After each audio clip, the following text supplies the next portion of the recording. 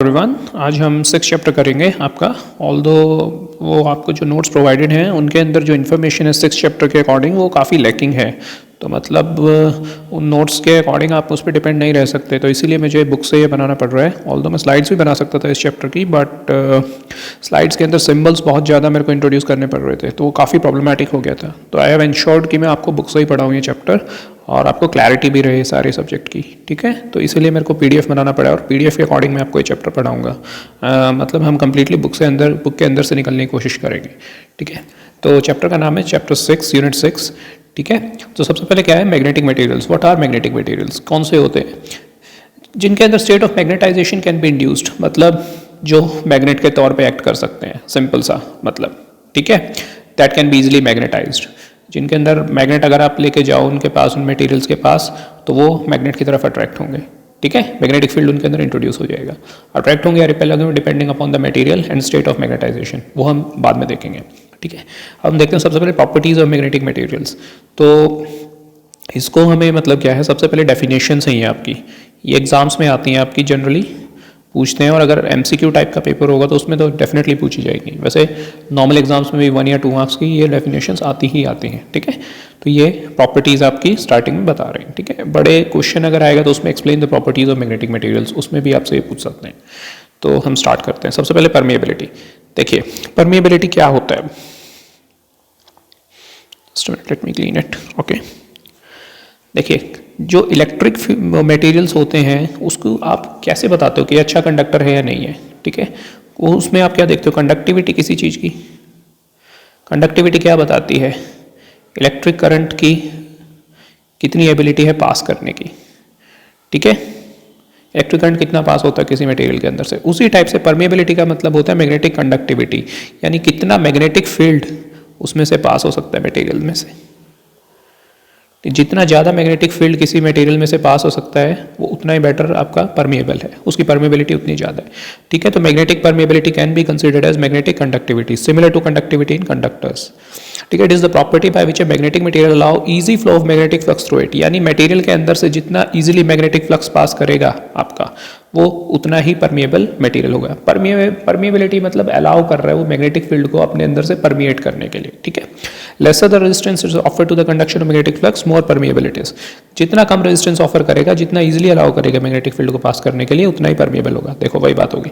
Permeability is referred by Greek letter mu, mu से हम इसको वो करते हैं, डिफाइन करते हैं, ठीक है। म्यू, ये सिंबल याद रखना, ये परमिएबिलिटी का सिंबल होता है आपका,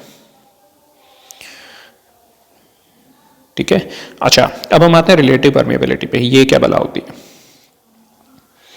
जस्ट अ मिनट।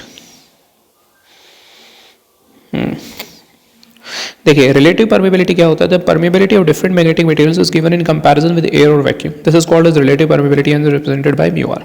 देखिए जो म्यू होता है, सबसे पहले हम एयर का देखते हैं कि एयर अपने अंदर से या वैक्यूम अपने अंदर से कितना मैग्नेटिक फील्ड पास करता है, अलाउ करता है पास करने को, ठीक है। सपोज कीजिए आपने कोई कंडक्टर है, इसके अंदर आपने करंट फ्लो करवाया, तो उसके आसपास सपोज करो आपकी एयर है, हवा में वो कंडक्टर, तो हवा अपने अंदर से कितना मैग्नेटिक फील्ड अलाउ कर रही है पास करने को, उसको हम सिंपली बोलते हैं क्या, म्यू नॉट, ठीक है।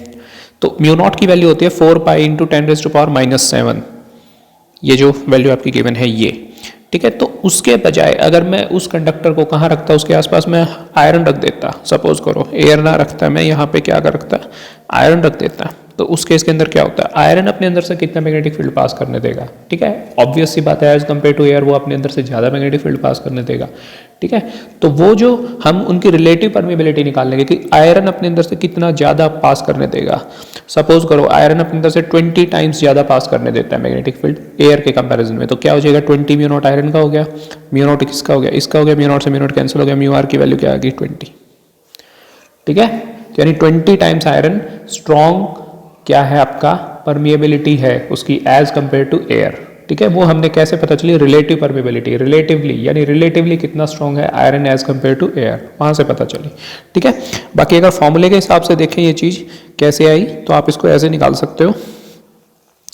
देखिए mu R is equal to mu by mu naught, उसके बाद क्या करो, म्यू आयरन की होगी परमिएबिलिटी, म्यू नॉट एयर की होगी, इसको इससे मल्टीप्लाई करो तो म्यू कितना आ गया, mu naught into mu R. तो आयरन की परमिएबिलिटी निकालने का क्या तरीका, म्यू नॉट एयर की permeability multiplied by relative permeability, relatively iron कितना स्ट्रॉन्ग है एज कम्पेयर टू एयर, ठीक है। तो ये हो गया, और यहाँ से वो जो मैं बता रहा था फॉर्मूले के हिसाब से जस्ट मैं एक एग्जांपल दे रहा था, mu R is equal to 20 by mu naught था। तो जस्ट अ मिनट, ये हाँ म्यू आर आपका सॉरी म्यू आर आपका था 20, यानी 20 टाइम्स आयरन क्या था strong, mu divided by mu naught. तो म्यू नॉट को इस तरफ लेके जाओगे तो म्यू कितना गया 20 times mu naught. Mu R की वैल्यू मैंने यहाँ पे 20 प्लेस की, ठीक है। ये हो गया आपकी फर्स्ट डेफिनेशन। कौन कितने गुना ज़्यादा मैग्नेटिक फील्ड को पास करने देता है, सिंपल सा मतलब ये है रिलेटिव परमेबिलिटी का, ठीक है। वो उस परमेबिलिटी की material divided by permeability of air, यानी एयर के रेफरेंस में उसकी परमेबिलिटी कितनी है, ठीक है, वो हम इसमें देखते हैं डेफिनेशन, राइट। चलिए नेक्स्ट स्लाइड पे देखिए, इसी तरह देखो अभी ये एग्जांपल जैसे मैं दे रहा था वो मैं 20 गलत ले रहा था। आयरन की रिलेटिव परमेबिलिटी कितनी है 500 टाइम्स, यानी एयर के कंपैरिजन में आयरन 500 टाइम्स ज़्यादा स्ट्रॉन्ग मैग्नेटिक फील्ड, ठीक है, मैग्नेटाइज हो सकता है, इतना अलाउ करता है मैग्नेटिक फील्ड। हाइपरनिक एक दूसरा मटेरियल है 4000 है उसकी, यानी 4000 टाइम्स ज़्यादा स्ट्रॉन्ग वो है, एयर से बेटर कंडक्टर है, किसका, मैग्नेटिक कंडक्टर है। Permeability alloy this 8000 and mu metal, MU metal this very मतलब बहुत इंपॉर्टेंट मेटल है ये, और इससे 20000 यानी इतना ज़्यादा मैग्नेटिक फ्लक्स अलाउ करता है अपने अंदर से पास करने एज कंपेयर टू किसके, एयर के। The important thing is magnetic flux, ठीक है। अब ये बाकी जितने भी चीज़ें हैं हम ये इसमें डेफिनेशंस में पढ़ेंगे, मैग्नेटिक फ्लक्स क्या है, मैग्नेटिक फ्लक्स डेंसिटी क्या है, ठीक है, ओके। देखिए सबसे पहले हम देखते हैं magnetic flux density. The amount of magnetic flux passing पर unit area through that point is the magnetic flux density at any point in a magnetic field, it is represented bye B। देखिए कोई material है, उस material के अंदर से कितना magnetic flux pass कर रहा है, ठीक है, ऐसे ऐसे मैग्नेटिक फ्लक्स पास कर रहा है, उस मटेरियल का एरिया मान लो A है, तो 5 फ्लक्स अगर उसके अंदर से पास कर रहा है, ठीक है। फ्लक्स का मतलब सीधा सीधा होता है कितनी मैग्नेटिक लाइन्स ऑफ फोर्स, ठीक है, उसके अंदर से पास कर रही है। हम फ्लक्स को हम simply magnetic lines of force से बता सकते हैं। जैसे इलेक्ट्रिक फील्ड को बताने के लिए हम क्या यूज़ करते हैं, इलेक्ट्रिक लाइन्स ऑफ फोर्स, उसी तरह मैग्नेटिक फील्ड को बताने के लिए हम रिप्रेजेंट करने के लिए क्या यूज़ करते हैं, मैग्नेटिक लाइन्स ऑफ फोर्स। तो फ्लक्स यानी हम कितनी मैग्नेटिक लाइन्स ऑफ फोर्स एक पर्टिकुलर एरिया से पास कर रही है, ठीक है। तो यहाँ पे जो इसकी मैग्नेटिक फ्लक्स डेंसिटी होगी, डेंसिटी यानी डेंसिटी जहाँ पे वर्ड आ रहा है वहाँ पे डिवीजन में कोई चीज़ आएगी, क्योंकि डेंसिटी देखो सिंपल क्या होता है, मास पर यूनिट वॉल्यूम, ठीक है। डायमेंशंस जहाँ इन्वॉल्व होती है वहाँ डेंसिटी यूज होती है, तो यहाँ डायमेंशन क्या यूज हो रही है, एरिया, किस एरिया में से कितना मैग्नेटिक फ्लक्स पास कर रहा है, ठीक है।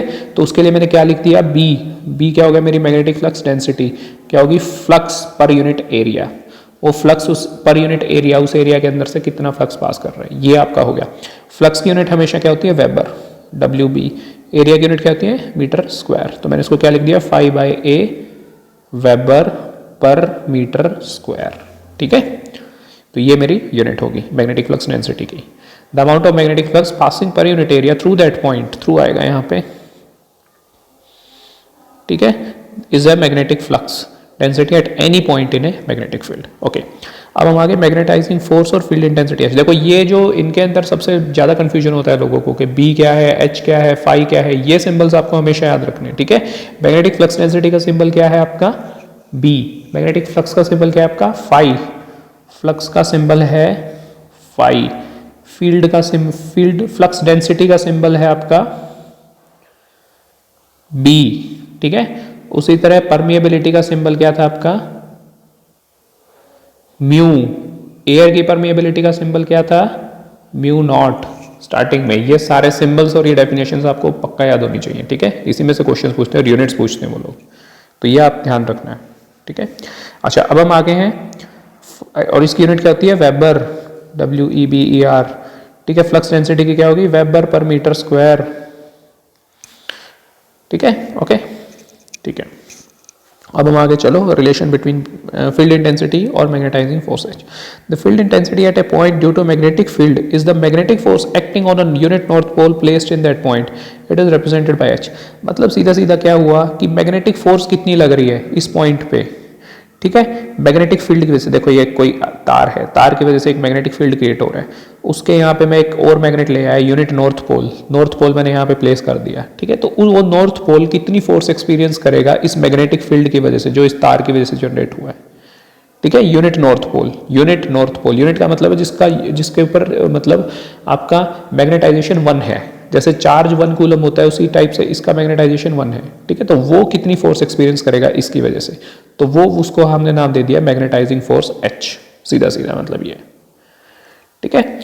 अच्छा अब देखते हैं, देखो relation between B and H, it's very important questions इससे हर बार बनते हैं।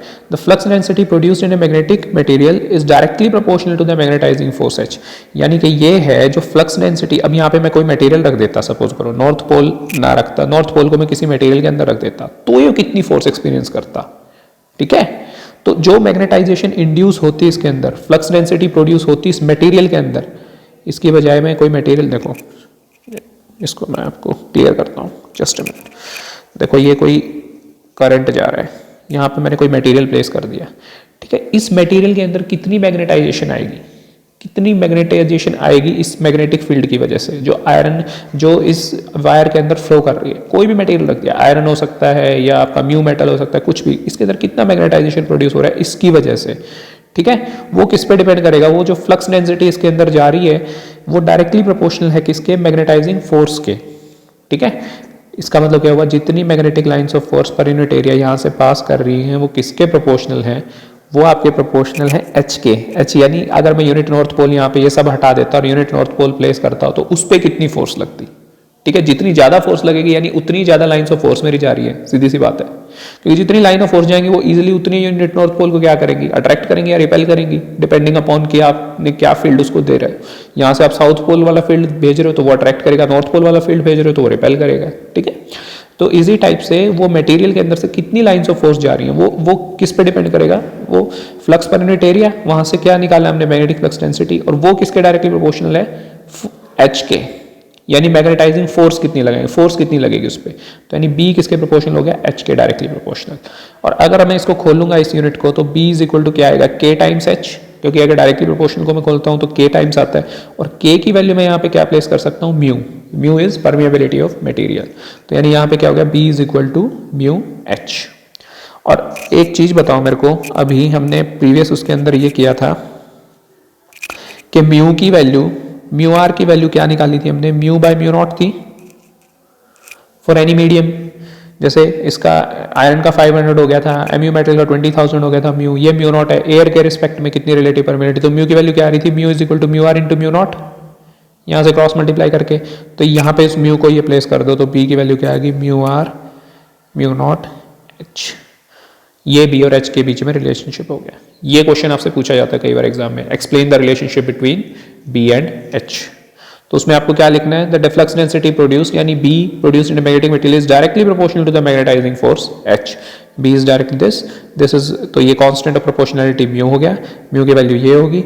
अगर एयर है यहाँ पे तो म्यू आर कितना हो जाएगा 1, क्योंकि एयर के लिए क्या हो जाएगा, mu R is equal to mu by mu naught, तो एयर के लिए म्यू कितना होता है, म्यू नॉट ही होता है, एयर तो स्टैंडर्ड है, तो म्यू नॉट से म्यू नॉट कैंसिल हो गया तो म्यू आर कितना हो गया 1, ठीक है। अपने रिस्पेक्ट में एयर में क्या होगा, स्टैंडर्ड रिलेटिव परमिएबिलिटी 1 ही तो होगी, ठीक है, एयर तो एयर ही है, तो इस वजह से हम बी इज इक्वल टू क्या आ गया हमारे पास, म्यू नॉट एच, ओके। अब हम चलते हैं रिलक्टेंस, जैसे कि इलेक्ट्रिकल उसके अंदर हम क्या देखते हैं, रेजिस्टेंस, रेजिस्टेंस क्या होता है, प्रतिरोधक क्षमता किसी भी इलेक्ट्रिक करंट को ना फ्लो करने देने की, उसी तरह रिलक्टेंस होता है is analogous to the resistance in electrical circuit, that is the opposition offered by magnetic circuit to the flow of magnetic flux.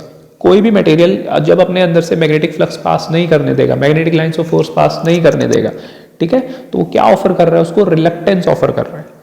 वहां पे क्या ऑफर कर रहा था, रेजिस्टेंस, यहाँ पे क्या ऑफर कर रहा है, रिलक्टेंस।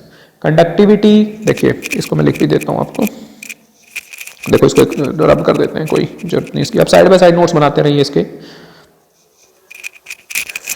ठीक है। देखो कंडक्टिविटी किसके एनालॉगस थी,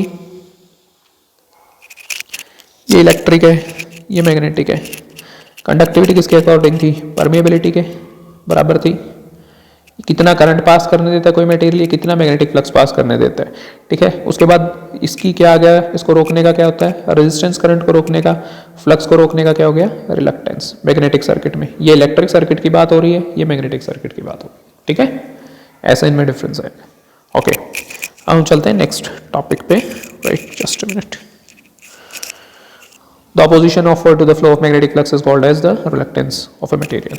Right. अब हम आगे मैग्नेटोमोटिव फोर्स पे. This is analogous to EMF used in the electrical circuit. ये EMF के इक्विवेलेंट है. जैसे EMF होता है E क्या करता है आपको? करंट ड्राइव करता है. करंट ड्राइव करता है ना किसी भी सर्किट के अंदर. जैसे देखो आप E लगाते हो किसी भी सर्किट में और फिर आपने रेजिस्टेंस लगा रखा है, तो एक करंट किसकी वजह से चलता है? E की वजह से चलता है, मैग्नेटिक. ठीक है. करंट किसकी वजह से चल रहा है आपका? EMF की वजह से चल रहा है. वोल्ट, बैटरी के ऊपर जितने वोल्टेज है उसी से करंट फ्लो कर रहा है. तो उसी तरह मैग्नेटिक सर्किट के अंदर आप क्या करते हो कि आप करंट की वजह से फील्ड बनता है. ठीक है. तो जो वो चीज होती है EMF के इक्विवेलेंट मैग्नेटिक सर्किट में, उसको हम बोलते हैं मैग्नेटोमोटिव फोर्स. EMF क्या आपका? Electrical pressure. क्योंकि इलेक्ट्रिकल प्रेशर जितना ज्यादा होगा उतना ही करंट फ्लो करेगा. और उसी तरह MMF क्या हो गया? मैग्नेटिक प्रेशर हो गया आपका. ठीक है. Required to. तो वो क्या फ्लो करवा रहा था आपका? करंट. यहां पे क्या फ्लो करवा रहा है मटेरियल के थ्रू? Magnetic flux. तो जो चीज मैग्नेटिक फ्लक्स को फ्लो करवाएगी वो क्या होगी? आपकी मैग्नेटोमोटिव फोर्स MMF. वहां पे क्या थी वो? EMF, electromotive force. देखो नाम से ही पता चल रहा है वो इलेक्ट्रो यानी इलेक्ट्रिक है, यानी यहाँ क्या है? Magnetic motive force. तो यानी magnetic motive force. This is required to overcome the magnetic reluctance. वहां उसको क्या ऑफर हो रहा था? रेजिस्टेंस. तो मैग्नेटिक सर्किट में क्या ऑफर हो रहा है? Magnetic reluctance. यानी यहाँ पे क्या आ गया? MMF आएगा. और MMF क्या करेगा? फ्लक्स प्रोवाइड कराएगा, मैग्नेटिक फ्लक्स को किसके? मटेरियल के अंदर से. और मटेरियल क्या ऑफर कर रहा है? ये रिलक्टेंस ऑफर कर रहा है, जैसे वहां पे रेजिस्टेंस ऑफर कर रहा है. ये आपका मैग्नेटिक सर्किट हो जाए. ठीक है. ये डिफरेंस हो गया इन दोनों के बीच में. ओके. अब चलते हैं ओम्स लॉ.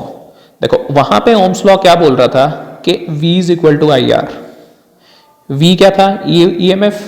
वोल्टेज कोई तो आप इलेक्ट्रोमोटिव फोर्स E बोल लो या V बोल लो, it hardly makes any sense. तो यानी यहां से आप R कैसे निकाल रहे थे? R is equal to V by I. यहां पे वही चीज आप ध्यान से देखिए, मैग्नेटोमोटिव फोर्स वो काम कर रही है MMF. जो वोल्टेज का काम है वो MMF कर रहा है. सो MMF इज इक्वल टू, वहां पे करंट फ्लो करवा रहा था, यहाँ पे क्या फ्लो करवा रहा है? फ्लक्स फाई इंटू में रिलक्टेंस R. तो रिलक्टेंस अगर मैं यहां से निकालूं तो क्या आ जाएगी? MMF divided by flux. तो देखो ये वही क्या रखा है इसने, रेजिस्टेंस के बराबर रिलक्टेंस, EMF के बराबर MMF, करंट के बराबर फ्लक्स. ठीक है. तो यानी यहां से देखो इसने वही चीज किया. MMF is analogous to EMF. Magnetomotive force किसके बराबर है? इलेक्ट्रोमोटिव फोर्स के बराबर. Flux is analogous to current. Flux किसके बराबर है? करंट के बराबर. और reluctance is analogous to resistance in electrical circuit. Okay. ठीक है. ये हो गया आपका इतना कवर. ये आप साइड बाय साइड नोट करते रहे. मैं बाद में अगर इसको रब कर देता हूँ इसलिए क्योंकि मेरे को फिर लिखने के लिए स्पेस चाहिए होता है इसके अंदर. ओके. राइट. आप पीछे बैक में जाके नोट कर सकते हैं इसको. स्टार्टिंग में आप लेक्चर समझ लीजिए, बाद में आप इसको नोट करते रहिए साइड बाय साइड जो मैंने लिखा है. ओके. देखिए अब आते हैं मैग्नेटाइजेशन और BH कर्व के ऊपर. B versus H. When a magnetic material is subjected to an intensity of H as shown in the figure. अगर किसी मैग्नेटिक मटेरियल के ऊपर आप मैग्नेटोमोटिव फोर्स H लगा रहे हैं, ठीक है, MMF जो पहले था. The curve has three parts OA. In this part B rises in direct proportion, straight line from the origin. जैसे देखिए जितना H बढ़ रहा है उसी प्रोपोर्शन में B बढ़ रहा है. तो ये स्ट्रेट लाइन हो गया आपका. तो ये क्या हो गया आपका? लीनियर हो गया. लीनियर का मतलब क्या होता है? एक्स एक्सिस पे जितनी मेरी चीज बढ़ रही है, जितनी मैं मैग्नेटाइजिंग फोर्स लगा रहा हूं उतनी मेरी फ्लक्स डेंसिटी बढ़ रही है. सीधा सीधा मतलब ये है. किसी भी मटेरियल के थ्रू, किसी भी मटेरियल के थ्रू मैं क्या कर रहा हूं? जितनी मैग्नेटाइजिंग फोर्स लगा रहा हूं उस पे, उस पर्टिकुलर मटेरियल पे, उतनी ही मैग्नेटिक लाइंस ऑफ फोर्स उसमें से इजीली पास कर रही है. स्टार्टिंग के अंदर ये होता है. ठीक है. लीनियरली है ये, यानी मैग्नेटिक फ्लक्स डेंसिटी उसकी उतनी ही बढ़ रही है B. ठीक है. अब हम, ये हो गया आपका linear part, straight line from the origin. अब हम आते हैं सेकंड पार्ट पे, A टू B. अच्छा, अब A से अगर आप ज्यादा लेके जाओगे, there is sharp increase in the flux density. तो काफी ज्यादा इंक्रीज आ जाएगा फ्लक्स डेंसिटी में. एकदम आपकी फ्लक्स डेंसिटी काफी बढ़ेगी. ठीक है. उस पर्टिकुलर मटेरियल के अंदर फ्लक्स डेंसिटी यानी B काफी बढ़ेगी. आपने देखो H तो इतना सा इंक्रीज हुआ, B देखो आपका कितना इंक्रीज हो गया. सपोज करो ये वैल्यू थी 5, ये वैल्यू है आपकी 15. ठीक है. तो ये वैल्यू है आपकी 2, ये वैल्यू है 4. 0 से 2 के बीच में कितना गया? 5 गया. या सपोज करो लीनियर मान रहे हो तो 2 ही मान लो इसको, और इसको मान लो आप 10. 0 से 2 के बीच में ये वैल्यू कितनी गई आपकी? 2 ये बढ़ा तो 2 ही ये बढ़ा. उसके बाद 2 से 4 किया आपने जस्ट, और ये देखो कितना बढ़ गया फ्लक्स डेंसिटी. एकदम नंबर ऑफ लाइंस ज्यादा जाएंगी इसमें से. 2 से 10 होगी एकदम नंबर ऑफ फ्लक्स लाइंस. यानी पहले वो थोड़ा रिलक्टेंस ऑफर कर रहा था कोई भी मटेरियल, मैं मैग्नेटिक सर्किट की बात कर रहा हूँ. ठीक है. लेकिन जैसे ही आपने H ज्यादा बढ़ाया, ठीक है, MMF और बढ़ाया उस पर, तो एक ही दम उसका क्या हुआ, रिलक्टेंस काफी कम हो गई, यानी उसने बहुत ज्यादा मैग्नेटिक लाइंस ऑफ फोर्स अपने अंदर से पास करने दी, और वो पास करने तो यानी उसकी मैग्नेटिक फ्लक्स डेंसिटी बहुत ज्यादा इंक्रीज हो गई, 2 से 10 8 का इंक्रीज हो गया, ये कुल 2 का इंक्रीज होने पे। लेकिन उसके बाद आपका क्या होता है, एक लिमिट के बाद कि मटेरियल भी ये बोल देता है कि अब मेरे बस की नहीं है कि मैं इतनी ज़्यादा मैग्नेटिक लाइंस ऑफ फोर्स अपने अंदर से अलाउ कर सकूं। तो यानी उस केस में क्या हो रहा है, सेचुरेशन आ रही है मटेरियल के अंदर। तो सेचुरेशन का मतलब क्या हुआ, आप एच कितना ही बढ़ाते जाओ, बी आपका बहुत कम बढ़ेगा या लगभग बढ़ेगा ही नहीं, ठीक है। तो यानी क्या हो रहा है, देखो अब एच आप लगातार बढ़ाते जा रहे हो तो भी आपका जो बी है देखो ऑलमोस्ट सेचुरेट हो गया, यानी इस पर्टिकुलर वैल्यू पे आके टिक सा गया है, उसके बाद वो आगे बढ़ ही नहीं पा रहा है ज़्यादा, ठीक है। तो इसका मतलब क्या हो गया आपका, ये जो है आपका curve becomes horizontal. So the behaviour of a magnetic material placed in a magnetic field can also be explained as follows. तो इससे हम मैग्नेटाइजेशन का कर्व एक्सप्लेन कर रहे हैं। ये बेसिकली ये कर्व क्यों यूज होता है, मैग्नेटाइजेशन कर्व, बीएच कर्व, ये आपको हिस्टैरिसीस के अंदर कैसे लॉसेज होते हैं वो एक्सप्लेन करने में आता है यूजफुल, ठीक है। हिस्टैरिसीस लॉस क्या होते हैं, एडी करंट लॉस क्या होते हैं, वो हम इस चैप्टर के अंदर देखेंगे, ठीक है आगे। ओके, तो कोई आपसे मैग्नेटाइजेशन और बीएच कर्व पूछता है तो आप इसको बी वर्सेज एच में ये बनाइए। ये तो जस्ट मैंने समझाने के लिए लिखा है 2 4, वैसे इसका कोई लॉजिक है नहीं, ठीक है। आपको जस्ट एक कर्व ड्रॉ करना है, ये बताना है ओ ए जोन वो है जिसमें लीनियर जोन है, ए बी जोन के अंदर मैग्नेटिक फ्लक्स डेंसिटी बहुत ज़्यादा बढ़ती है in proportion to H. H आप थोड़ा सा भी बढ़ाओगे तो वो ज़्यादा बढ़ जाएगा, ठीक है। उसके बाद शार्प इंक्रीज है। तीसरा है आपका क्या, बी सी। बी सी का मतलब क्या हो गया, ये सेचुरेशन जोन आ गया आपका। तो यानी कि आपका बी नहीं बढ़ेगा, आप एच कितना ही बढ़ाते जाओ, ठीक है। मटेरियल की एक सर्टेन कैरिंग कैपेसिटी से ऊपर अगर आप लेके जा रहे हो तो उसको। ओके, अब हम आ गए हैं कैरिंग कैपेसिटी किसमें, मैग्नेटिक फ्लक्स को पास करने के उसके अंदर एबिलिटी उसकी। ओके राइट, अब ये डिफरेंट मटेरियल्स के इन्होंने वो दिखा रखे हैं हमें कि भाई कैसे कैसे डिफरेंट मटेरियल्स के कर्व बनते हैं। स्टील शीट, यानी स्टार्टिंग स्टील शीट क्या है, काफ़ी दूर तक ज़्यादा वो अलाउ करेगी आपको, एच बढ़ाते जाओगे तो मैग्नेटिक फ्लक्स डेंसिटी ऐसे बढ़ेगी, ठीक है। कास्ट आयरन जो है वो ऐसा बढ़ेगा, कास्ट स्टील ऐसे बढ़ेगी, स्टील शीट आपकी ऐसे बढ़ेगी। तो ऑब्वियसली स्टील शीट के अंदर क्या है, ज़्यादा मैग्नेटिक फ्लक्स डेंसिटी पास हो सकती है, तो यानी इसकी permeability as compare to cast iron क्या है, ज़्यादा है। कास्ट स्टील की परमेबिलिटी कास्ट आयरन से ज़्यादा है, स्टील शीट की परमेबिलिटी कास्ट स्टील से ज़्यादा है, ठीक है।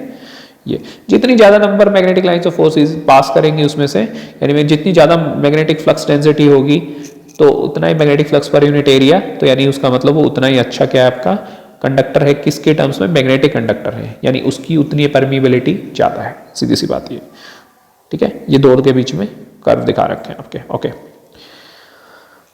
तो अब मैग्नेटिक मटेरियल के अंदर होता क्या है, ये डाइपोल्स के थ्रू हम समझाने की कोशिश करते हैं। देखो डाइपोल्स क्या होते हैं कि कोई भी मैग्नेटिक मटेरियल पड़ा है, ठीक है, उस मैग्नेटिक मटेरियल के अंदर क्या है, एटम्स हैं। अब वो एटम्स आपके कैसे हैं, ऐसे ऐसे पड़े हुए हैं, ठीक है। तो उन एटम्स के एक ग्रुप को, एक छोटे से ग्रुप को हम नाम देते हैं क्या, नहीं एक जस्ट अ मिनट, डोमेन के कॉन्सेप्ट में चला गया मैं। ये एक्चुअली ना आपको आगे बताऊंगा मैं, बेसिकली ये है आपका पैरामैग्नेटिक, फेरोमैग्नेटिक, डायमैग्नेटिक, ये आगे आएगा आपका, ठीक है। तो बेसिकली ये अभी क्या बता रहा है कि ये अकॉर्डिंग टू मटेरियल्स डिपेंड करता है, ये ऐसा नहीं होता कि ये सारे के सारे अलाइन हो जाते हैं, ये फेरो में होते हैं सारे के सारे लाइन, ये वैसे आगे आएगा आपको, मैं आगे बताऊंगा आपको। ओके, ये बुक ने वाले ने पहले ही डाल दिया आपको, वो बहुत इंपॉर्टेंट टॉपिक है। ओके, अब चलते हैं हिस्टैरिसीस पे। इस हम कर्व से डायरेक्टली हिस्टैरिसीस एक्सप्लेन करते हैं कि हिस्टैरिसीस कैसे होता है। देखो, if a magnetic material is magnetized, we get a magnetization curve discussed above. When the magnetising force H is withdrawn, the demagnetization curve does not coincide the magnetization curve. The material retains some magnetism even when आएगा यहाँ पे the magnetizing force is made zero, यानी B has some value though H is zero. Flux density leaves behind the magnetizing force H. This phenomenon is called as hysteresis. देखो ये मैं आपको curve से explain करता हूँ। स्टार्टिंग में आपने क्या किया, देखो यहाँ से ये H है, यहाँ से B है, तो स्टार्टिंग में क्या हुआ, लीनियर जोन आया, लीनियर जोन के बाद क्या हुआ, एकदम शार्प इंक्रीज हुआ बी में, शार्प इंक्रीज होने के बाद क्या हुआ, सैचुरेशन आया, सैचुरेशन आने के बाद कहाँ पहुँच गए, ए पे पहुँच गए। उसके बाद ये क्या बोलता है, इस एच को जो कि मैग्नेटाइजिंग फोर्स आपने लगा रखी थी इसको हटा दो मटेरियल के अंदर से, ठीक है। अब जब एच ही नहीं रहा, एमएमएफ ही नहीं रहा, मैग्नेटोमोटिव फोर्स ही नहीं रही, ठीक है, तो लाइंस नहीं पास करनी चाहिए उसमें से, ठीक है, जो फोर्स ही नहीं रही। बट क्या होता है, फिर भी मटेरियल के अंदर कुछ ना कुछ क्या है, आपने एच हटा दिया, यानी एच को क्या कर दिया, फिर से आपने जीरो कर दिया। तो जब एच जीरो हो गया तो इस कर्व पे आने के बजाय वो क्या, ये कर्व फॉलो करेगा आपका, ऐसे ऐसे। तो जब ये कर्व फॉलो करेगा, जब H 0 हो चुका है, तो फिर भी मटेरियल के अंदर क्या है, सर्टेन वैल्यू है उसकी मैग्नेटिक फील्ड की, फ्लक्स डेंसिटी की, ठीक है। तो ये पाथ फॉलो करेगा AC वापस जब आएगा। उसके बाद आपने क्या किया, H को फिर से अपोजिट डायरेक्शन में बढ़ा दिया, ठीक है। Magnetic lines of force, magnetomotive force को अपोजिट डायरेक्शन में ले गए, यानी पोल की ओरिएंटेशन चेंज कर दी। जैसे ही आप वो करोगे तो क्या होगा, ये नीचे आएगा B आपका, और यहाँ पे इस पर्टिकुलर पॉइंट पे आके B क्या हो गया आपका 0, यानी अब इसके अंदर कोई मैग्नेटिक फ्लक्स लाइन नहीं है, ठीक है। इसकी मैग्नेटिक फ्लक्स डेंसिटी 0 हो चुकी है। उसके बाद फिर से आपने क्या किया, फिर से जब आप H उस अपोजिट डायरेक्शन में बढ़ाओगे तो फिर से लीनियर जोन में आया, लीनियर के बाद ये फिर एकदम B शार्पली बढ़ा, फिर जाके ये सैचुरेट हो गया, सैचुरेट होने के बाद ये E पे पहुंच गया, ठीक है। अब उसके बाद आपने फिर से क्या किया, H को फिर से आपने हटा लिया, तो फिर से आप हटाओगे तो फिर से ये क्या करेगा, ये नीचे 0 पे आने के बजाय जैसे A से C पे आया था वैसे E से ये F पे जाएगा, ठीक है। फिर F पे जाने के बाद आपको क्या होगा, फिर से आप H को फिर से बढ़ाओगे तो फिर बढ़ता जाएगा और फिर कहाँ पे पहुंचेगा, A पे। तो यानी ये क्या बन गया आपका, एक लूप बन गया। लूप बन रहा है ना, लूप का मतलब है क्लोज्ड फिगर, ठीक है। तो इस लूप का मतलब क्या हो गया, सिंपल सा, जो इसका एरिया आएगा उस एरिया को हम क्या नाम देंगे, हिस्टैरिसीस लॉस। अच्छा, अब ये देखो, इसमें H की हम डायरेक्शन बार बार चेंज कर रहे हैं, तो H की डायरेक्शन चेंज कब होगी, यानी कि जब सपोज करो पहले करंट ऐसे था, उसकी वजह से यहाँ पे सारा बी को हम देख रहे थे, उस पर्टिकुलर मटेरियल के अंदर बी के ऊपर क्या इफेक्ट पड़ रहा था। फिर हमने क्या किया, H की डायरेक्शन चेंज करने के लिए हमने करंट की डायरेक्शन रिवर्स कर दी, ठीक है। तो करंट की डायरेक्शन रिवर्स किस केस में होती है, जब करंट कौन सा होता है, ऑल्टरनेटिंग। तो यानी अगर हम किसी पर्टिकुलर मटेरियल पे ऑल्टरनेटिंग वोल्टेज या ऑल्टरनेटिंग करंट लगाएंगे, यानी जिसकी डायरेक्शन बार बार चेंज होती है, पॉजिटिव और नेगेटिव साइकिल्स आती हैं जिसमें, तो वहां पे आपके क्या आएंगे, हिस्टैरिसीस लॉस आएंगे, ठीक है। तो इसी वजह से ट्रांसफार्मर्स और जितनी भी रोटेटिंग इलेक्ट्रिकल मशीन्स होती हैं, AC मशीन्स इन पर्टिकुलर, वहां पे जब मैग्नेटिक फील्ड आपका बार बार चेंज हो रहा है कंटिन्यूअसली, यानी जब आपकी MMF आपका बार बार चेंज हो रहा है, H की डायरेक्शन चेंज हो रही है, तो यानी वहां पे आपके हिस्टैरिसीस लॉस बहुत ज्यादा आते हैं, ठीक है। जब आप ट्रांसफार्मर्स पढ़ोगे नेक्स्ट टाइम के अंदर इलेक्ट्रिकल मशीन्स में, तो अब आपको पता चलेगा ये हिस्टैरिसीस कितने इंपॉर्टेंट लॉसेस होते हैं, कोर लॉसेस के अंदर आते हैं हिस्टैरिसीस लॉस, ठीक है। ओके, देखिए अब देखते हैं बुक वाले ने क्या लिखा हुआ है, वो थ्योरी पढ़ते हैं, बुक की theory, right. When the magnetizing force H is withdrawn, जब H को विड्रॉ कर देते हैं तो demagnetization curve does not coincide the magnetization curve. तो कोइंसाइड क्यों नहीं कर रहा, क्योंकि मैग्नेटाइजेशन कर्व क्या था, OA, लेकिन ये किससे आ रहा है, AC पे आ रहा है, ठीक है। तो the material retain some even magnetism even when the magnetising force is made 0। सो B की कुछ वैल्यू आ गई, ये B की क्या वैल्यू आ गई, OB, यानी H को 0 कर दिया, लेकिन फिर भी एक certain amount of magnetic field है इसके अंदर, फ्लक्स डेंसिटी है। तो flux density leaves behind the after magnetizing force H is removed, this phenomenon is called as hysteresis. इस फिनोमेना को हम क्या बोलते हैं, हिस्टैरिसीस। अब देखो ये इसी चीज को ये पॉइंट वाइज बता रहा है। At first H is increase from 0 to maximum in a positive direction. H को हमने स्टार्टिंग में क्या किया, यहाँ से 0 था, O से चले, यहाँ से क्या मैक्सिमम H पे ले गए, ठीक है। A पॉजिटिव डायरेक्शन के अंदर ये पॉजिटिव मान रहा है, कर्व पे ये नेगेटिव हो जाएगी, ठीक है। Then it is decrease to 0। उसके बाद क्या किया हमने, H को रिमूव कर दिया। जब H को रिमूव किया तो ये यहाँ पे कहाँ पे आ गया, B पे। Then H is reverse and taken to negative maximum. उसके बाद हमने H को क्या किया, रिवर्स किया और कहाँ पे ले गए, E तक ले गए, OE, जो आपका OA तक यहाँ पे जा रहा था H, अब हम इसको किस पे ले गए, OE पे ले गए, X एक्सिस पे देख रहा हूँ मैं H को, ठीक है। Then it is again decrease to 0। उसके बाद इसको फिर से हम 0 पे ले गए, ठीक है। अच्छा, अब हम देखते हैं, देखो इसको लो मैं रब भी कर देता हूं, आपको थोड़ा और अच्छा एक्सप्लेन हो जाएगा इसमें बुक के according. When H is decrease to 0 from maximum value, B will not get reduce to 0 but will decrease up to point C। तो B क्या होगा आपका, रिड्यूस नहीं होगा, तो ये क्या आएगा, A से किस पे आ गया, C पॉइंट पे आ गया। ये C पॉइंट है आपका बेसिकली, ठीक है। A से वापस O पे आने के बजाय जब आपने H को रिमूव कर दिया, 0 कर दिया उस फोर्स को, यानी कि करंट को हटा लिया, तो उस केस के अंदर क्या होगा, A से किस पे आ जाएगा, C पे आ जाएगा। यानी जब आप पॉजिटिव साइकिल से, पॉजिटिव साइकिल का एंड हो गया यहाँ पे आगे, जब 0 पे आ गए तो, ठीक है। तो उस केस में हम किस पॉइंट पे आगे घूम के मैग्नेटाइजेशन कर्व के अंदर C पॉइंट पे आ गए A से, ठीक है। The demagnetization curve will be along AC instead of magnetizing. Thus, the material still has some value of B equal to OC. This is called as residual magnetism. Residual यानी जो residue बच गया, जो उसके अंदर बच गया, हमने H को रिमूव करने के बाद भी जो रेजिड्यू बच गया उसके अंदर, वो उसको हमने क्या वो नाम दे दिया, क्या बचा था, मैग्नेटिज्म। तो इसका हमने नाम दे दिया रेजिडुअल मैग्नेटिज्म, OC, ठीक है। To remove this residual magnetism OC, H must be decrease further. तो अब इसको रिमूव करने का क्या तरीका है, मटेरियल के अंदर क्या होगा, कुछ ना कुछ मैग्नेटिक फील्ड रह गया, ठीक है, मैग्नेटिक फ्लक्स डेंसिटी रहेगी, मटेरियल मैग्नेटाइज हो चुका है उस पॉइंट पे। तो इसको अब रिमूव करने के लिए हमें क्या करना पड़ेगा, अपोजिट डायरेक्शन में करंट फ्लो करवाना पड़ेगा, क्योंकि इसके अंदर क्या हो चुके हैं, डाइपोल्स अलाइन हो चुके हैं। वो डाइपोल्स का मैं कॉन्सेप्ट आपको बाद में बताऊंगा बेसिकली। तो एटम्स आपके एटम्स के ऊपर इफेक्ट पड़ चुका है, तो उसको रिमूव करने के लिए हम क्या करेंगे, यहाँ पे करंट की डायरेक्शन को रिवर्स करेंगे। जब करंट की डायरेक्शन रिवर्स करेंगे, देखो हम किस में जा रहे हैं, नेगेटिव साइकिल में। तो एक वैल्यू ऐसी आएगी जिसके ऊपर, यानी यहां से जाके कहीं, जिसके ऊपर क्या हो गया आपका मैग्नेटिक फील्ड, क्या हो गया, मैग्नेटिक फ्लक्स डेंसिटी क्या होगी, 0। तो देखो ये उस पॉइंट पे हम पहुंच गए। तो जो वो वैल्यू है, जितना हमें वो लगाना पड़ेगा एमएमएफ अपोजिट डायरेक्शन में, यानी ओडी जितना लगाना पड़ेगा जिससे कि बी को 0 कर सकें हम, तो वो उसका नाम क्या हो जाएगा, coercive force. That it must be reversed and increased in the reverse direction to OD. The value of OD is called as the corrosive force. ये corrosive force होगी। अब H is further increased in the opposite direction to maximum negative value. तो अगर हम H को further decrease कर देंगे opposite direction में, तो यानी D से हम कहाँ जा रहे हैं, E पे जा रहे हैं, तो फिर से क्या आ गया इसका, देखो ध्यान से देखो, वही मैग्नेटाइजेशन आ रहा है। अब किस डायरेक्शन में आ गया इस मैग्नेटिक मटेरियल के अंदर, जो वो है मैग्नेटाइजेशन अपोजिट डायरेक्शन में आ गया, क्योंकि करंट अपोजिट डायरेक्शन में जा रहा था, तो वही मैग्नेटाइजेशन आ गया, लेकिन ये क्या आ गया, अपोजिट डायरेक्शन में आ गया। पहले था ये इस डायरेक्शन में, अब है आ गया ये इस डायरेक्शन में, ठीक है। तो ये क्या हुआ, देखो the value now in where curve EF is obtained. तो जैसे ये कर्व ऐसे था, तो ये यहां से स्टार्ट हुआ है, तो उसके बाद ये कौन सा DE यहां से आ जाएगा, ठीक है। फिर H को 0 कर देंगे दोबारा, तो वो AC की बजाय अब कहां पे आ गया, EF पे आ गया, जो मैंने एक्सप्लेन किया था, ठीक है। रेजिडुअल मैग्नेटिज्म बच जाएगा। OF को 0 करने के लिए फिर से आपको इधर वो लगानी पड़ेगी पॉजिटिव डायरेक्शन में H, तो OG जो आपने लगाया पॉजिटिव डायरेक्शन के अंदर, जो भी आप इसकी वैल्यू OE मान लीजिए, FG HI मान लीजिए, OI और OD, वो क्या होगी आपकी कोरेसिव फोर्स होगी। सीधी सीधी बात है। This is called as the, तो ये जो लूप बना, देखो सेम प्रोसेस, ये पूरे प्रोसेस से ये लूप बनता जाएगा, इस लूप पे चलता रहेगा। पहले मैग्नेटाइज हुआ, फिर ऐसे ऐसे इन पे घूमता रहेगा। जब घूमता रहेगा तो आपस में क्या होगा, लूप बन गया। इस लूप का जब आप एरिया निकालोगे तो उससे क्या आ जाएगा, हिस्टैरिसीस लॉस आ जाएगा, ठीक है।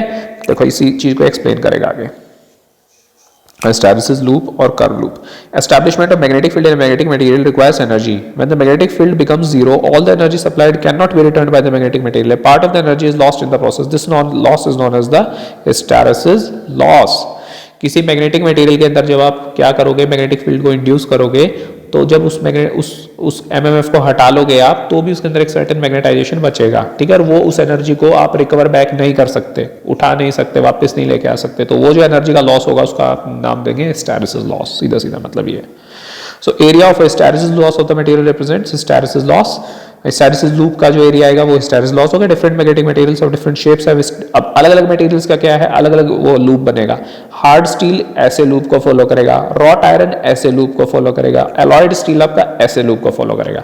तो ऑब्वियस सी बात है, ध्यान से देखो, इस चीज का जो एरिया है एज कंपेयर टू इसके या इसके सबसे कम है। तो एरिया अगर कम है इस लूप का, तो यानी क्या होगा, इसके लॉस भी सबसे कम होंगे, ठीक है। ये हो गया आपके हिस्टैरिसीस लूप्स। अच्छा, अब ये बता रहा है कि ये जो लूप बन रहा है इसके अंदर जो लॉस आ रहा है वो किस किस चीज पे डिपेंड करेगा। देखो ऑब्वियस सी बात है, बी पे तो डिपेंड करेगा ही करेगा। जब एरिया निकाल रहे हैं किसी फिगर का, तो वो बी पे डिपेंड करेगा, एच पे भी डिपेंड करेगा, ठीक है। और तीसरी चीज क्या है, वॉल्यूम ऑफ द मटेरियल, कितनी वॉल्यूम है उस मटेरियल की। तो इन्हें हिस्टैरिसीस लॉस पर सेंटीमीटर क्यूब, यानी 1 सेंटीमीटर क्यूब कोई मटेरियल पड़ा है आपका, ये पूछा जाता है एग्जाम में आपका क्वेश्चन, किस किस चीज पे डिपेंड करता है वो। एक तो क्या फ्लक्स डेंसिटी बी, ऑब्वियस सी बात है लूप के अंदर। वाई एक्सिस हो गया, एक्स एक्सिस पे क्या है एच, ठीक है। एरिया ऑफ हिस्टैरिसीस लूप है, frequency of reversal. Frequency of reversal का मतलब क्या है कि एक तो मैं ऐसी साइकिल को लूं 50 हर्ट्ज पे, 50 हर्ट्ज का मतलब पॉजिटिव नेगेटिव, यानी 1 सेकंड के अंदर 50 बार मेरी ऊपर नीचे हो रही है वो चीज। देखो ऐसे ऐसे जा रही है, ठीक है। 1 सेकंड में 50 बार ये वेव आ रही है मेरे पास, यानी 2 मिली सेकंड यानी 20 मिली सेकंड के अंदर एक मेरी एसी वेव आ रही है, ठीक है। और एक में इसकी फ्रीक्वेंसी बहुत ज्यादा बढ़ा देता हूँ, इसकी फ्रीक्वेंसी मान लो 5000 हर्ट्ज कर देता हूँ, यानी 1 सेकंड में 5000 बार ये ऊपर नीचे हो रहा है। तो जितनी ज्यादा बार ये आगे पीछे जाएगा उतना ही बार ज्यादा लूप बनेगा ये, और जितनी बार ज्यादा लूप बनेगा आपका उतना ही क्या होगा, उसका एरिया ज्यादा आएगा उस लूप का, और जितना एरिया ज्यादा आएगा यानी उसके हिस्टैरिसीस लॉस उतने ज्यादा होंगे। तो जितनी आप फ्रीक्वेंसी बढ़ाते जाएंगे यानी कितना हो जाएगा, यानी उतना ही आपका हिस्टैरिसीस लॉस बढ़ता चला जाएगा। सीधी सी बात ये, ठीक है। तो ये इसने बता रखा है। तो ये देखो हिस्टैरिसीस लॉस किस किस चीज पे डिपेंड कर गया, पर सेंटीमीटर क्यूब का मतलब क्या हो गया आपका, 1 सेंटीमीटर क्यूब के अंदर जिस चीज की यानी कोई मटेरियल उसकी 1 सेंटीमीटर लेंथ, 1 सेंटीमीटर ब्रेड्थ और 1 ही सेंटीमीटर उसकी हाइट, ठीक है। एक वॉल्यूम आप मान लीजिए, जैसे क्यूब मान लीजिए कोई, इसकी 1 सेंटीमीटर लेंथ, 1 सेंटीमीटर ब्रेड्थ और 1 सेंटीमीटर हाइट, ठीक है। तो उस पर्टिकुलर वॉल्यूम मटेरियल के अंदर वो आपकी वॉल्यूम होगी। तो उस वॉल्यूम, उसके अंदर कितना लॉस आएगा उस मटेरियल के उस हिस्से में, तो वो किस पे डिपेंड करेगा, बी मैक्स यानी मैक्सिमम फ्लक्स डेंसिटी कितनी अचीव हो रही है। मैक्सिमम फ्लक्स डेंसिटी ये अचीव हो रही है, देखो ये उसकी पावर 1.6। ये एक्चुअली इंपेरिकल रिलेशन है, यानी कि उन्होंने पहले मेजर किया सारी चीजों को, बाद में इक्वेशन दी, ठीक है। पहले एक्सपेरिमेंटली डिटरमाइंड है इक्वेशन आपकी, ये मत सोचना है फॉर्मूला कहां से आ गया, मतलब कैसे डिराइव हुआ, एक्सपेरिमेंटली डिटरमाइंड है ये चीज, ठीक है। तो ये आ गया आपका हिस्टैरिसीस लॉस पर वो is equal to eta B max power 1.6 into frequency f. तो ऑब्वियस सी बात है, फ्रीक्वेंसी जितनी ज्यादा होगी तो हिस्टैरिसीस लॉस तो उतने ज्यादा होंगे, ठीक है। बी मैक्स क्या है, फ्लक्स डेंसिटी। अब ऑब्वियस सी बात है, अगर बी मैक्स की वैल्यू ज्यादा आती, सपोज करो बी मैक्स और बड़ा होता है इससे एज कंपेयर टू दिस, तो उस केस में क्या होता है, लूप काफी ऊपर पहुंचता तो ये यानी यहां तक कम ही आता, तो ये देखो ये लूप ये बनता, तो ये इसका एरिया भी तो बढ़ जाता अगर बी की वैल्यू बढ़ जाती है इस एक्सिस पे, ठीक है। तो इसलिए बी की पावर 1.6 पे भी डिपेंड कर रही है और एफ पे भी डिपेंड कर रहा है। एमएमएफ तो बाहर से आप अप्लाई कर रहे हो, तो वो तो किसी भी मटेरियल पे आप अप्लाई करो सेम ही चीज रहेगी, वो दैट डजंट मैटर। तो इसलिए एमएमएफ पे डिपेंड नहीं कर रहा है, किस पे डिपेंड कर रहा है, एच पे डिपेंड नहीं कर रहा है, बी पे डिपेंड कर रहा है और आपके किस पे, फ्रीक्वेंसी पे डिपेंड कर रहा है। तो देखो वही दिखा रखा है इसमें। तो एन क्या है इसमें, हिस्टैरिसीस कांस्टेंट। तो हिस्टैरिसीस कांस्टेंट कुछ सारे मटेरियल्स के लिए ये जो वैल्यू है ये दे रखी है 0.0238, 0.003, शीट आयरन के लिए इतना, सिलिकॉन स्टील के लिए इतना, ठीक है। स्टील के डिफरेंट टाइप्स हैं, तो उनके लिए आपने ये यूज कर रखा है। ओके, अब हम आगे किस पे, रिटेंटिविटी पे, राइट। देखो अगर आप मैथमेटिकल तरीका लगा के किसी चीज को पढ़ते हो तो वो चीज आपके माइंड में ज्यादा देर तक स्टिक करेगी। थ्योरेटिकली आप चीजों को याद करने की कोशिश करते हो तो वो आपके माइंड में नहीं रहेगी। अगर आप ग्राफिकली सोचते हो और ये सोचते हो कि उसके अंदर चीजें कैसे आ रही हैं, कैसे आपस में लिंक कर रही हैं, इंटरकनेक्टेड हैं, तो उससे अगर आप चलोगे तो आप थ्योरी तो बना के आप वैसे ही लिख दोगे, ठीक है। और अगर आप थ्योरी याद करोगे तो हो सकता है एग्जाम में वैसे ही भूल जाओ, आपके माइंड पे वैसे ही ज्यादा प्रेशर पड़ेगा। So it's a better option to first go understand things from a mathematical perspective, ठीक है। उसके बाद आप theoretical उस पे आइए, इंटरप्रिटेशन पे उसके, ओके। अब हम आगे रिटेंटिविटी पे, मतलब मेरा तो यही तरीका है, I know although I don't know, वो डिफरेंट लोगों के लिए डिफरेंट हो सकता है, राइट। ओके, अब हम आगे रिटेंटिविटी पे। रिटेंटिविटी क्या होता है, time for which a magnetic material can attain magnetism, can retain magnetism after the magnetising force become zero, is called as the retentivity of the material. देखो कितनी देर तक, ये जो मैंने कल इसमें क्या बताया था, देखो आपने एच हटा लिया तो यहाँ पे आ गया रेजिडुअल मैग्नेटिज्म के हिसाब से, तो यानी यहाँ पे अब फिर उसके बाद आप एच को लगाओ ही मत, इसको यहीं पे छोड़ दो। तो यानी वो मटेरियल के अंदर आपने क्या किया, एच को हटा लिया। अब एच को हटाने के बाद कितनी देर तक उस मटेरियल के अंदर वो मैग्नेटाइजेशन पड़ी रहेगी। अब ऑब्वियस सी बात है, वो मैग्नेटिक जो एनर्जी उसके अंदर आई है, मैग्नेटिक लाइंस ऑफ फोर्स आई, वो धीरे धीरे खत्म होती चली जाएंगी। तो खत्म होगी तो क्या हो जाएगा, फिर वो डेड हो जाएगा। तो कितने टाइम बाद वो डेड हुआ, उसके अंदर जब आपने वो एच हटाया उसके कितनी देर बाद वो डेड हुआ, तो यानी उसको वो क्या होगी, मटेरियल की रिटेंटिविटी। तो देखो वही लिखा होगा इसने, time for which a magnetic material can retain magnetism, कब कितनी देर तक मैग्नेटिज्म रख सकता है होल्ड करके, after the magnetising force become zero, जब मैग्नेटाइजिंग फोर्स आपकी जीरो हो चुकी है। This is called as the retentivity of the material, इसका मतलब है retentivity. Okay, so retentivity of hard steel is more than that of soft iron, means जो hard steel है वो ज्यादा देर तक मैग्नेटिज्म को होल्ड करके रखेगा सॉफ्ट आयरन के। एक बार उसमें आपने वो लगा दिया तो ज्यादा देर तक चुंबकीय प्रभाव रहेगा उस पर as compare to soft iron, ठीक है। ओके, अब हम आगे कोरेसिव फोर्स पे। This is the magnetising force in the reverse direction to remove magnetism of a material completely. ये हम देख ही चुके हैं कि जो आप ये अपोजिट डायरेक्शन में लगा रहे थे, ओडी जो मैं इस एग्जांपल में बता रहा था, वो क्या थी बेसिकली आपकी कोरेसिव फोर्स थी। तो वो यही बता रहा है आपको। आपसे 10 नंबर का क्वेश्चन पूछा जाएगा, एक्सप्लेन द हिस्टैरिसीस लूप। तो उसमें आपको यही थ्योरी लिखनी है, ऐसे ही आपको ग्राफ बनाना है, ठीक है। एक्सप्लेन हिस्टैरिसीस लॉसेस, फिर आपको ये बताना है कि इस लूप का जो एरिया होगा वो आपके लॉस हो जाएंगे, और फिर वो लॉस किस किस चीज पे आपके डिपेंड करते हैं, दिस ये क्वेश्चन आपका आता है। तो ये चीजें आप लिखोगे उसके अंदर सारी, ये लिखने की कोई जरूरत नहीं है, बस ये बता दो कि नीटा हिस्टैरिसीस कांस्टेंट है आपका, ठीक है। बाकी अगर वो वैसे क्वेश्चन के अंदर पूछता है what is retentivity, what is coercive force, तो ये डेफिनेशंस आपकी ये यहाँ पे, ठीक है। अच्छा, तो कोरेसिव फोर्स क्या हो गया, magnetizing force needed to remove, magnetizing force लगाओगे किसके लिए, needed to remove magnetism magnetism हटाने के लिए जो आपने अपोजिट डायरेक्शन में मैग्नेटिक फोर्स लगाया उसको हमने क्या नाम दे दिया, H यानी coercive force, OD। It is also called as a demagnetizing force. Obviously जब आप उसको B0 कर रहे हो तो मैग्नेटाइजेशन स्टेट में पड़ा हुआ था, उस मैग्नेटाइजेशन स्टेट को आप जीरो कर रहे हो तो क्या कर रहे हो, आप डीमैग्नेटाइज कर रहे हो उस चीज को, तो उस फोर्स का नाम क्या हो गया। और ये है क्या, H क्या होती है MMF, MMF क्या होती है फोर्स, यानी इसका हमने क्या नाम दे दिया, डीमैग्नेटाइजिंग फोर्स। ओके, ये हो गया कोरेसिव फोर्स। अब हम आगे क्यूरी टेम्परेचर पे। The temperature at which a magnetic material lose their magnetism is called as Curie temperature. जिस पर्टिकुलर टेम्परेचर पे मैग्नेटिक मटेरियल अपनी क्या करता है, मैग्नेटिज्म को रिमूव कर देता है, उसके अंदर मैग्नेटिज्म नहीं बचता, तो उसका हम क्या नाम देते हैं, मैग्नेटिक, उसको क्यूरी टेम्परेचर नाम दे देते हैं। ठीक है, अब ये क्यूरी टेम्परेचर है अलग अलग मटेरियल्स के अलग अलग डिग्री। देखो पर 420 डिग्री पे ले जाओगे परमियन लॉय को तो उसके अंदर से मैग्नेटिक फील्ड पास ही नहीं करेगा, वो मैग्नेटाइज ही नहीं होगा, मैग्नेटिज्म लूज कर देगा अपनी, उसके अंदर मैग्नेटिज्म बचेगी नहीं। ठीक है, एमयू मेटल को 430 पे, स्टैंडस्ट को 500 पे, हाइपरनिक 510, परमेंडोर, ये अलग अलग मटेरियल्स हैं, उनका क्यूरी टेम्परेचर के बने। बस आपको 2-3 का मेन का पता होना चाहिए। ठीक है, अब हम आ गए हैं एडी करंट लॉस पे। एडी करंट लॉस क्या होता है, ये बेसिकली मैं आपको नेक्स्ट चैप्टर के अंदर बताऊंगा एडी करंट लॉस क्या होता है। जो आपकी इलेक्ट्रिक मशीन्स की पार्ट्स हैं, शायद 8 चैप्टर जो लास्ट यूनिट है उसके अंदर ये इंपॉर्टेंट कॉन्सेप्ट है, तो वहां मैं आपको एक्सप्लेन करूंगा कि Faraday's law of electromagnetic induction के अकॉर्डिंग एडी करंट लॉस कैसे इंड्यूस होते हैं किसी भी उसके अंदर। ओके, तो तब तक आप थोड़ा सब्र रखिए, मैं लास्ट चैप्टर में इसको करवाऊंगा। उसके बाद मैग्नेटोस्ट्रिक्शन, ये क्वेश्चन में बार बार आता है, हर बार पेपर में आता है ये। ठीक है, when a magnetic material is magnetized generally its physical dimensions get change, this is called as the magnetostriction. 3 types of changes may take place.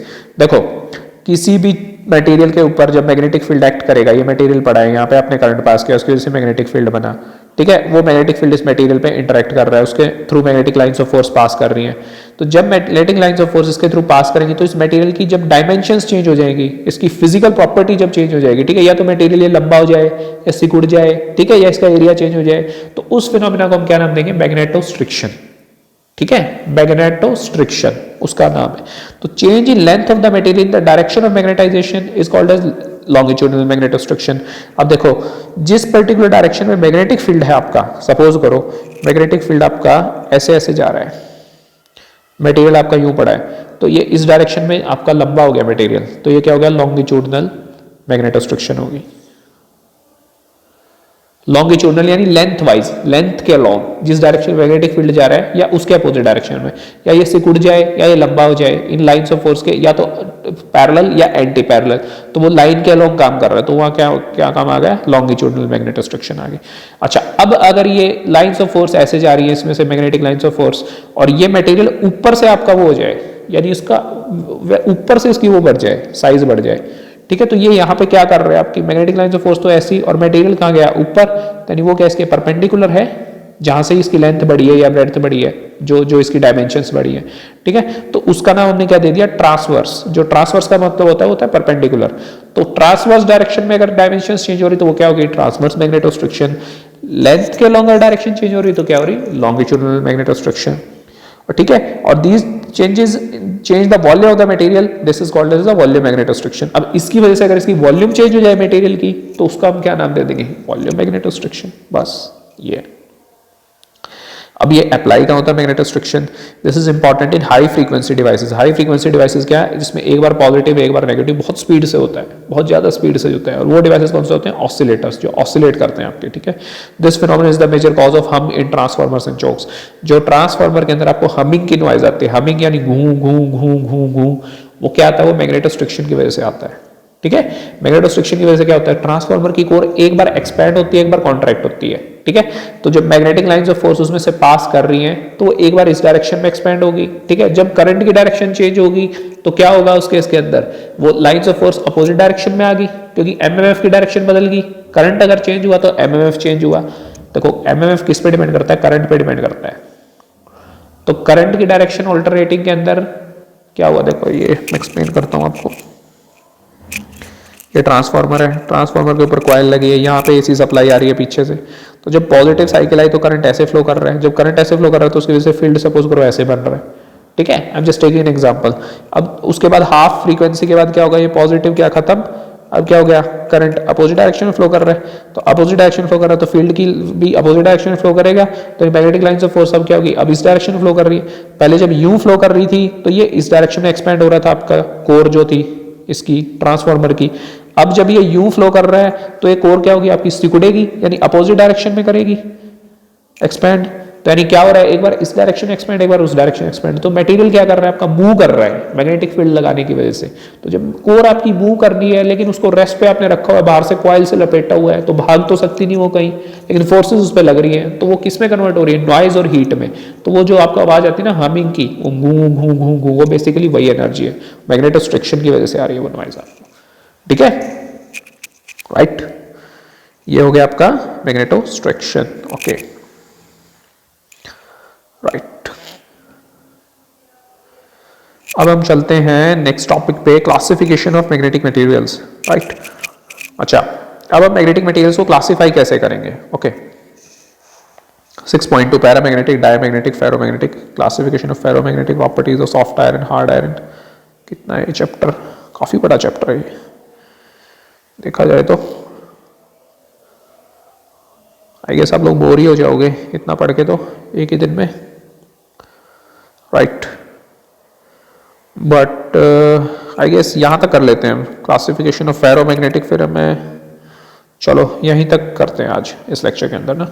Okay, ये नेक्स्ट लेक्चर के अंदर करेंगे हम लोग क्लासिफिकेशन ऑफ मैग्नेटिक मटेरियल्स, ये भी बहुत important concept है।